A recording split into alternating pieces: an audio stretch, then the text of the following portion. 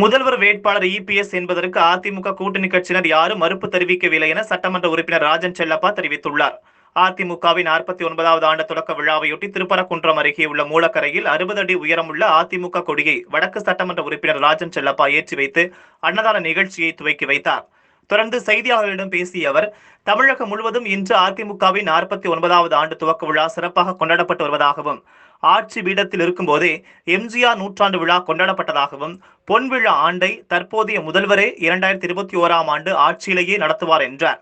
கூட்டணி சார்பாக முதலமைச்சர் வேட்பாளராக இபிஎஸ் என்று அறிவித்ததற்கு பிரதமர் வாழ்த்தோ கருத்தோ தெரிவிக்காதது குறித்த கேள்விக்கு, அதிமுக கூட்டணியில் முதலமைச்சர் வேட்பாளர் எடப்பாடி பழனிசாமி என்பதை கூட்டணி கட்சியினர் யாரும் மறுப்பு தெரிவிக்கவில்லை என்றார். கூட்டணிக்கு தலைமை எடப்பாடிதான், நாளைய தமிழக முதலமைச்சரும் அவரேதான் என்று கூறினார். இபிஎஸ் அவங்களை முன்மொழிஞ்சதுக்கு இன்ன வரைக்கும் பிரதமர் அவர்கள் வாழ்த்து தெரிவிக்காம இருக்காங்க. யார் தெரிவிக்காம இருக்காங்க? மோடி.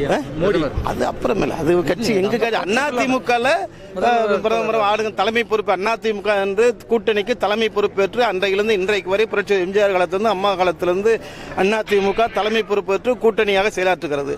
இந்த தலைமை பொறுப்பேற்று எங்களுடைய துணை ஒருங்கிணைப்பாளர் மிக தெளிவாக கூட்டணி கட்சியின் முதல்வர் வேட்பாளர் அருமையான எடப்பாடி யாரு மறுப்பு சொல்ல, எந்த கூட்டணி கட்சிக்காரங்களும் முதல்வர் வேட்பாளர் முதல்வராக வர இருக்கிறவர் மாண்புமிகு அருமையான எடப்பாடி என்பதற்கு எந்த கூட்டணி கட்சி இதுவரை மறுப்பு தெரிவிக்கவில்லை. அது அதிமுகவின் தலைமை கூட்டணி வேட்பாளர் மாண்புமிகு அருமையான எடப்பாடியார் தான். அடுத்த முதலமைச்சரும் எடப்பாடியார் தான்.